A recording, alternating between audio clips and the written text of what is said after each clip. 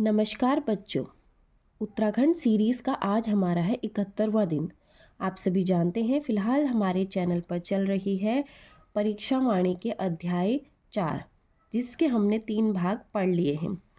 अब हमारे अध्याय 4 में जो टॉपिक बचे हुए हैं वो है जलवायु और यहाँ की प्राकृतिक आपदाएं, जिनके बारे में हम आज के वीडियो में पढ़ेंगे। इसके अतिरिक्त जो परीक्षा वाणी में चैप्टर 4 यानी कि जो भौगोलिक संरचना के जो MCQs हैं या जो प्रश्न उत्तर हैं जो पीछे दे रखे हैं, उनके बारे में भी हम आज ही के वीडियो में देखेंगे, पढ़ेंगे। तो सर्वप्रथम हम बात करेंगे जलवायु यानी कि क्लाइमेट पर। किसी भी स्थान का जलवायु क्या होता है, वहाँ के देशांतरी या अक्षांशीय स्थिति के हिसाब से डिसाइड होता है। जल और स्थल का वितरण, समुद्र तट से उस स्थान की कितनी दूरी है, समुद्र तल से सी लेवल से कितनी ऊंचाई पर वो स्थित है, वहाँ की उच्चावच, हाइट, वायुदाब, एयर प्रेशर एवं पवनों का धरातल पर वितरण आदि अनेक कारकों पर निर्भर करता है कहीं का भी जलवायु। यानी कि वो समुद्र से कितनी दूरी पर है, समुद्र तल से कितनी ऊंचाई पर है, पहाड़ों में है कि कहाँ पर है, प्लेन्स में है, देशांतर अक्षांशी पे उसकी स्थिति क्या बन रही है, वो इक्वेटर से कितना दूर है, वहाँ पे हवा का क्या दाब है, क्या प्रेशर है, वहाँ पे हवाएं कैसी चल रही है। इन्हीं चीज़ों पर निर्भर करता है किसी भी स्थान की जलवायु। अगर आप किसी पहाड़ी इलाके में रह रहे हैं तो क्या होगा, अगर वहाँ बर्फ़ पड़ती है तो वहाँ का जो मौसम होगा वो ठंडा होगा। अगर आप तराई भाबर क्षेत्र में हैं तो वहाँ पे क्या होगा, आपको गर्मी भी देखने को मिलेगी। तो इन्हीं कारकों पर निर्भर करता है हमारा जलवायु। अब स्थानीय भाषा में हमारे क्या होते हैं, 3 ऋतु होते हैं। एक होता है ग्रीष्म ऋतु, वर्षा ऋतु और शीत ऋतु। जो ग्रीष्म ऋतु होता है वो गर्मियों का महीना होता है। स्थानीय भाषा में नोट करने वाली बात यह है कि स्थानीय भाषा में ग्रीष्म ऋतु, वर्षा ऋतु नहीं बोला जाता है। स्थानीय भाषा में ग्रीष्म ऋतु यानी कि गर्मी के मौसम को कहा जाता है रूड़ी या खड़साव। वर्षा ऋतु को स्थानीय भाषा में बोला जाता है बसगाल या चौमास। शीत ऋतु को स्थानीय भाषा में बोला जाता है शुंद या शीतकला। ये क्या है, तीनों हमारे प्रमुख ऋतु हैं और ये जो स्थानीय भाषा में बोले जाने वाले शब्द हैं। अब ग्रीष्म ऋतु की बात करते हैं। मार्च मध्य से जून मध्य तक रहता है हमारा ग्रीष्म ऋतु। जो तापमान है वो क्या है, 29.4 डिग्री सेल्सियस से 38 डिग्री सेल्सियस तक का तापमान रहता है। जैसा मैंने आपको बताया, दक्षिण का तापमान जो तराई क्षेत्र का है वो 40 डिग्री सेल्सियस तक भी पहुंच जाता है। और अब आपको देखने को मिल रहा होगा कि अब जो तापमान है 40 डिग्री से भी ऊपर जाने लगा है। अगला आता है वर्षा ऋतु। मध्य जून से अक्टूबर तक क्या होता है, वर्षा ऋतु होती है। और 15 जून के आसपास क्या होता है, मॉनसून प्रवेश करता है हमारे उत्तराखंड राज्य में। औसत वर्षा जो होती है वो होती है 150 से 200 सेंटीमीटर तक की क्या है, एवरेज रेनफॉल जो हमारे उत्तराखंड राज्य में होती है। अब क्षेत्र के हिसाब से देखिए, सबसे कम वर्षा होती है 40 to 80 सेंटीमीटर वृहद हिमालय के ऊपरी क्षेत्रों में। उससे कम वर्षा होती है 80 से 120 सेंटीमीटर मध्य हिमालय क्षेत्र के ऊपरी भाग में। अधिक वर्षा देखने को मिलेगी आपको दूनद्वार, काली बेसिन या मध्य हिमालय के दक्षिणी ढालों पर या नदियों के घाटियों पर। और जो अधिकतम वर्षा 200 सेंटीमीटर से भी अधिक आपको देखने को मिलती है वो देखने को मिलती है शिवालिक, भाबर एवं तराई क्षेत्रों में। यहाँ क्या होती है, वर्षा जब होती है तो बहुत अधिक होती है। सर्वाधिक वर्षा कहाँ पर होती है पूछा जाएगा तो टिहरी के नरेंद्र नगर में सर्वाधिक वर्षा होती है 318 सेंटीमीटर तक। अब हमारा अंत में आता है शीत ऋतु। ये मध्य अक्टूबर से मध्य मार्च तक रहता है जाड़ा हमारे राज्य में। जनवरी राज्य का सबसे ठंडा महीना है और जून राज्य का सबसे गर्म महीना है। इस समय पौड़ी गढ़वाल, टिहरी गढ़वाल, अल्मोड़ा व देहरादून में सर्वाधिक वर्षा होती है। ये दिलचस्प बात है कि देखो शीत ऋतु के टाइम पर क्या होता है, पौड़ी गढ़वाल में, टिहरी गढ़वाल में, अल्मोड़ा देहरादून में क्या होती है, ज़्यादा वर्षा शीत ऋतु में देखने को मिलती है। तो ये सब था हमारा किससे रिलेटेड, ये उत्तराखंड की जलवायु से रिलेटेड। अब हम देखेंगे प्राकृतिक आपदाएं। प्राकृतिक आपदाएं हमारे उत्तराखंड में देखने को बहुत ज़्यादा मिलती हैं, जिनमें से प्रमुख हैं सबसे पहले अतिवृष्टि। अतिवृष्टि क्या होता है, आजकल आपने न्यूज़ में सुना होगा कि पिछले 10 सालों से ये वाली जो प्राकृतिक आपदा है ये बहुत ज़्यादा देखने को मिल रही है। अतिवृष्टि होता है बादल फटना। किसी क्षेत्र में क्या होता है, अचानक से बहुत तेज़ वर्षा होने लगती है। कहा जाता है कि वहाँ पर क्या हो गया है, बादल फट गया है। हर साल बादल फटने से जन हानि हो रही है और फसलों का क्या हो रहा है, बहुत ज़्यादा नुकसान हो रहा है।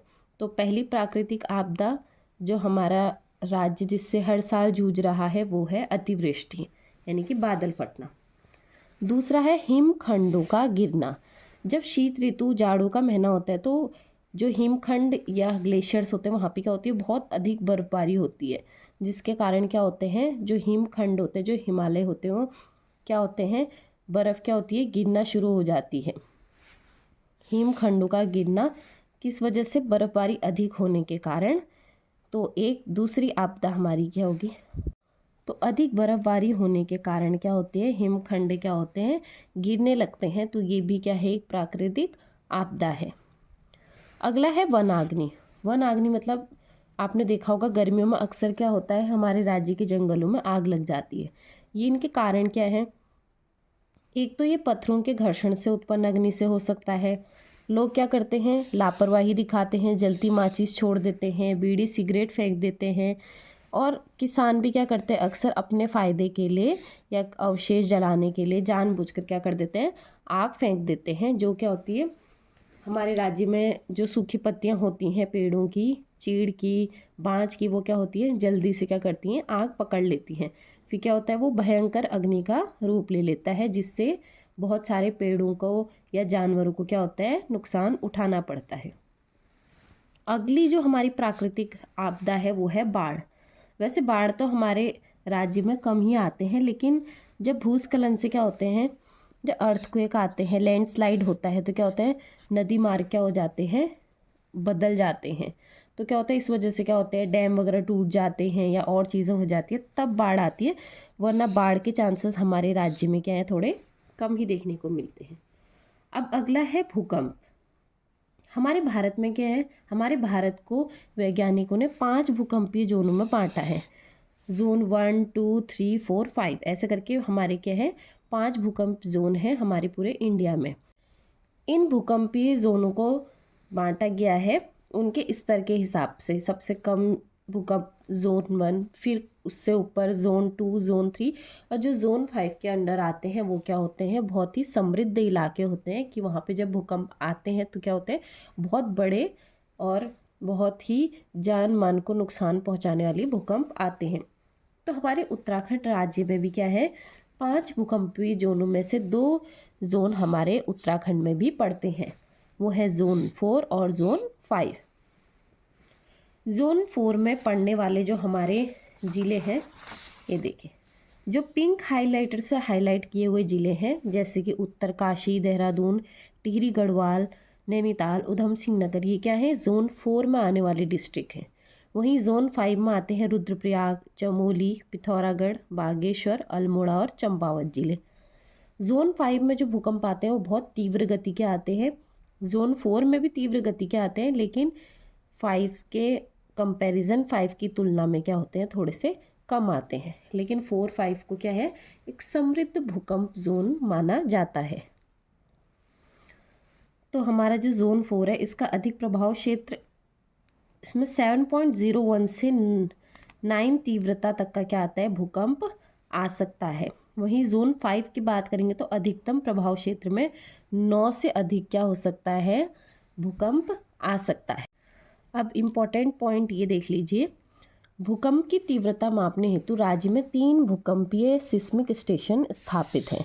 अगर पूछ लिया जाए भूकंप के लिए 3 स्टेशन कहाँ कहाँ पे स्थापित है, पहला है देहरादून, दूसरा है टिहरी, तीसरा है गरुड़ गंगा, जो कि आता है हमारा चमोली ज़िले में। तो 1 सितंबर 1803 में बद्रीनाथ में आया था, 9.0 तक का क्या लेवल का भूकंप आया था। मतलब इतना बड़ा भूकंप भी कभी हमारे राज्य ने फेस किया है।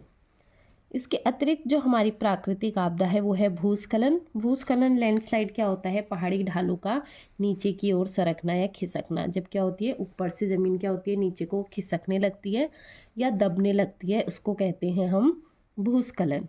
तो ये थी हमारी जलवायु और हमारे राज्य की प्राकृतिक आपदाएं। अब प्राकृतिक आपदाएं जो हैं वो किस कारणों से आती हैं? वो विकास की वजह से ही प्राकृतिक आपदा आती है, ऐसा मेरा मानना है। क्योंकि कारण क्या है? वृक्षों का कटाव, शहरीकरण ज़्यादा होना, हम नदी डैम वगैरह ज़्यादा बना रहे हैं, नदियों का जो रास्ता है उसको, जो प्राकृतिक रास्ता है उसका रास्ता हम क्या कर रहे हैं, अपने फ़ायदे के लिए उसको किसी और तरफ मोड़ रहे हैं। तो यही कारण है हमारी किस चीज़ के? प्राकृतिक आपदाओं के। अब इन सब के अतिरिक्त अब हम बात करते हैं जो हमारी परीक्षा वाणी अध्याय 4 में MCQs दिए हैं उन पर। तो परीक्षा वाणी में जो पीछे से हर चैप्टर की क्या है आपको MCQs देखने को मिलते हैं, जिसमें से क्या है आधे MCQs वो हैं जो कि क्या है परीक्षाओं में आए हुए पूछे हुए प्रश्न हैं। तो कुछ इम्पोर्टेंट प्रश्न आए हुए मैंने भी आपके लिए बुक से नोट डाउन किए हुए हैं। पहला है, उत्तराखंड का सर्वाधिक क्षेत्रफल वाला जिला कौन सा है? यानी कि एरिया वाइज सबसे बड़ा जिला कौन सा है? तो हमारा सबसे बड़ा जो जिला है वो है चमोली। क्षेत्रफल पूछेगा तो 8030 वर्ग किलोमीटर। प्रश्न दूसरा है, उत्तराखंड में कुल कितने जिले हैं? डिस्ट्रिक्ट कितने हैं? 13 हैं। अब ये तो सबको पता है, मैं सिर्फ आपको क्या कर रही हूँ, जो अध्याय 4 है उसके प्रश्न उत्तर करा रही हूँ। तीसरा प्रश्न है, राज्य के किस भाग से पाताल तोड़ कुएं मिलते हैं? पाताल तोड़ कुएं मैंने आपको समझाया था क्या होते हैं। तो ये पाताल तोड़ कुएं आपको मिलते हैं तराई क्षेत्र में।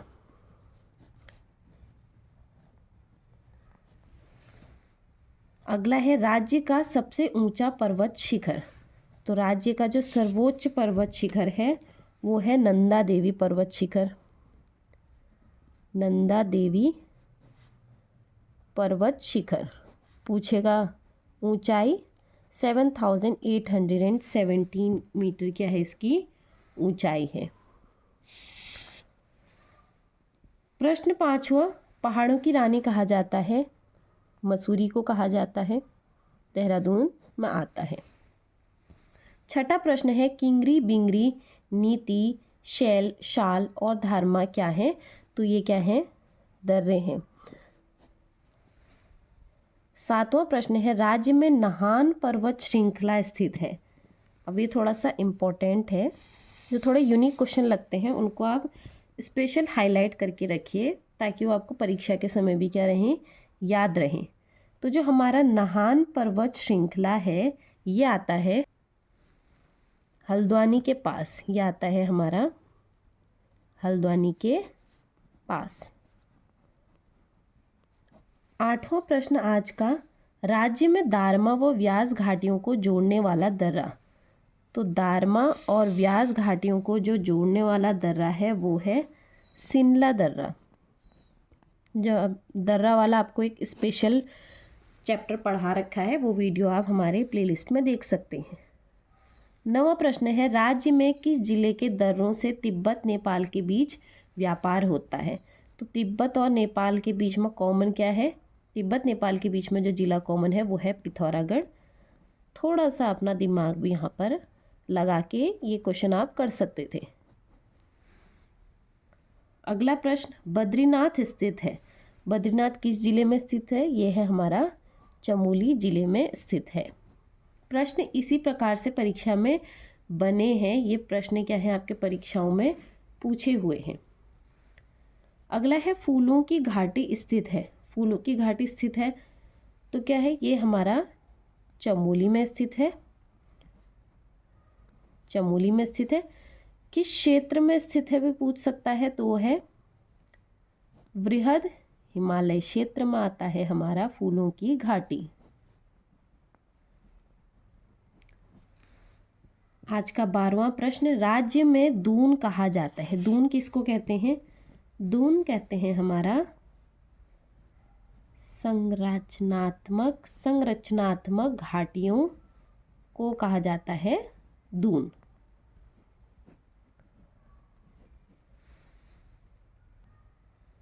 अगला प्रश्न है, राज्य का कौन सा क्षेत्र भूस्खलन के मामले में अत्यधिक सुभेद्यता जोन में आता है? तो ये हमारा आता है बाह्य हिमालय क्षेत्र। बाह्य हिमालय क्षेत्र आता है इस जोन में।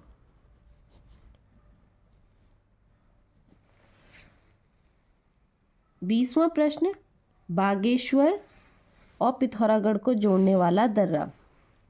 बागेश्वर और पिथौरागढ़ को कौन सा दर्रा जोड़ता है? वो जोड़ता है ट्रेल पास दर्रा।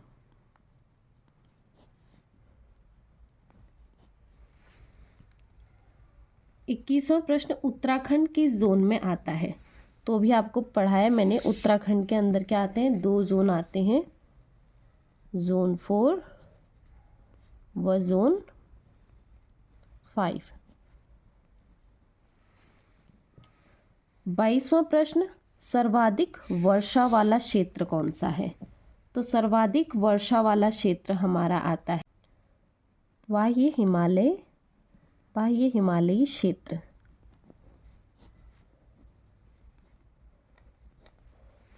और सर्वाधिक औसत वार्षिक वर्षा वाला स्थान कौन सा है? तो ये टिहरी गढ़वाल में पड़ने वाला नरेंद्र नगर है। नरेंद्र नगर कहाँ आता है? टिहरी गढ़वाल में आता है।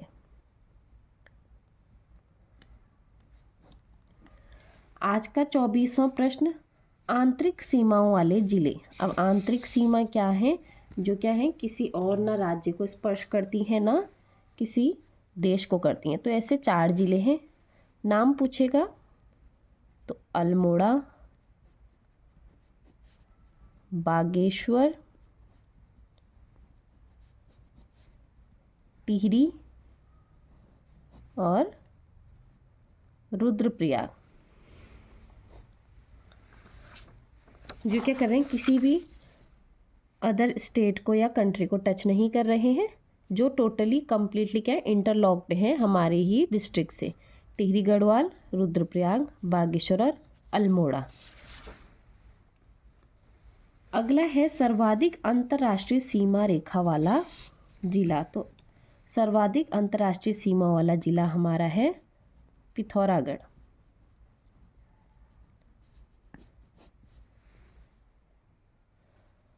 अगला प्रश्न है राज्य का क्षेत्रफल। तो हमारे उत्तराखंड का क्षेत्रफल है 53,483 वर्ग किलोमीटर।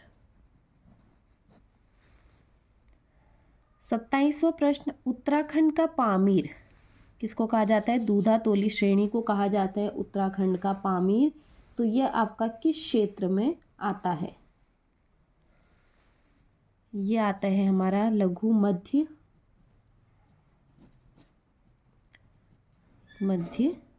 हिमालय में आता है। ये मैंने आपको कल के वीडियो में पढ़ाया था। अगला प्रश्न 28वां प्रश्न आज का है, मसूरी किस श्रेणी का अंग है?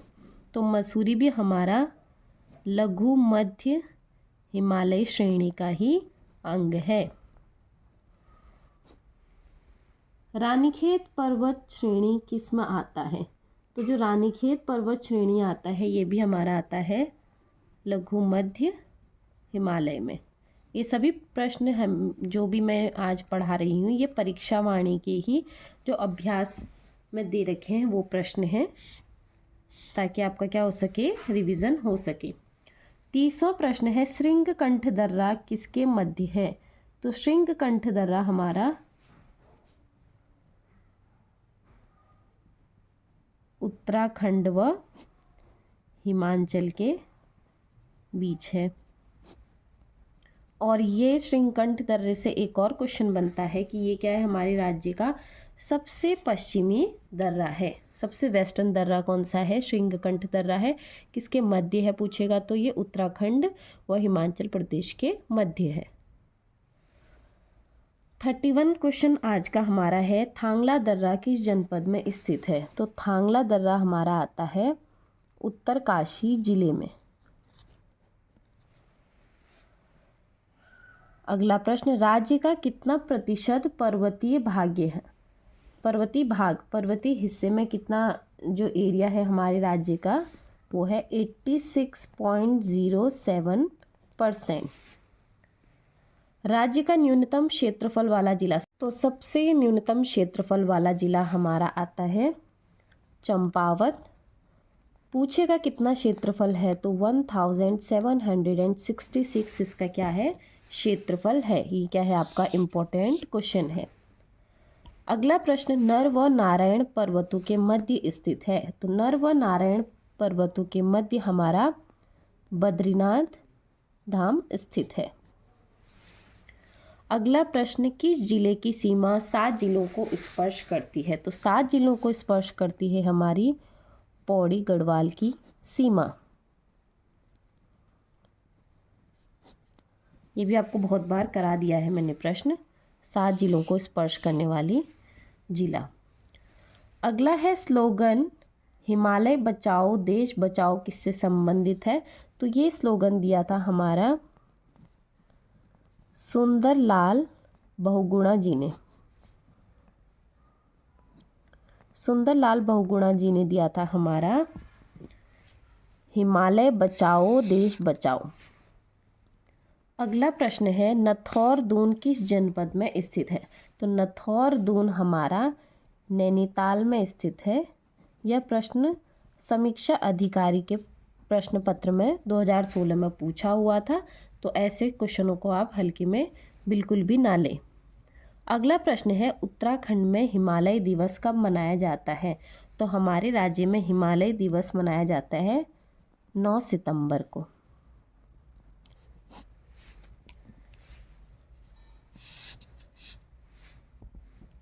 अगला है, केदारनाथ में जल आपदा कब आई थी।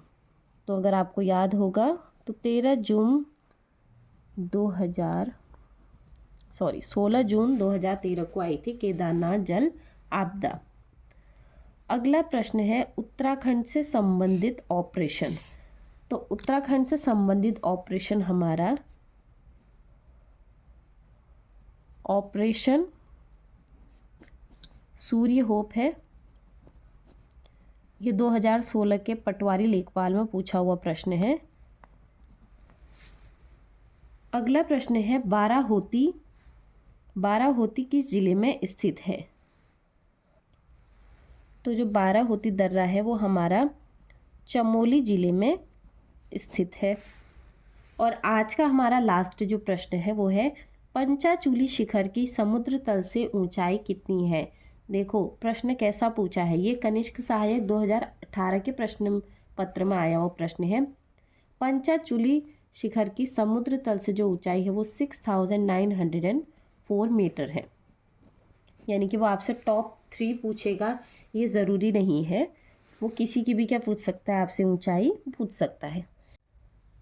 इनके अतिरिक्त भी परीक्षा वाणी में अभी क्या है, कुल मिलाकर 90 प्रश्न है, लेकिन मैंने आपको यहाँ पे सिर्फ 42 प्रश्न कराए हैं, क्योंकि कुछ क्वेश्चन तो रिपीट हो रखे हैं, कुछ क्वेश्चन क्या है बहुत सिंपल है, ऑप्शन बेसिस पे हैं, जिसको आप क्या कर सकते हो, आसानी से कर सकते हो। लेकिन जो प्रश्न पत्र में पूछे हुए प्रश्न है वो सारे के सारे मैंने आपको यहाँ पर करवा दिए हैं। इसी के साथ परीक्षा वाणी का अध्याय 4 आज हमारा यहीं पर समाप्त होता है। उम्मीद करती हूँ कि आपको मेरा पढ़ाया समझ में आया होगा और ये MCQ से आपका क्या हुआ होगा, पूरे चैप्टर का रिवीजन हो गया होगा। तो इसी प्रकार वीडियो को ज़्यादा से ज़्यादा शेयर करें और अपना प्यार मुझ पर बनाए रखें। मेरे चैनल पर जुड़े रहने के लिए आप सभी का पूरे दिल से बहुत बहुत धन्यवाद।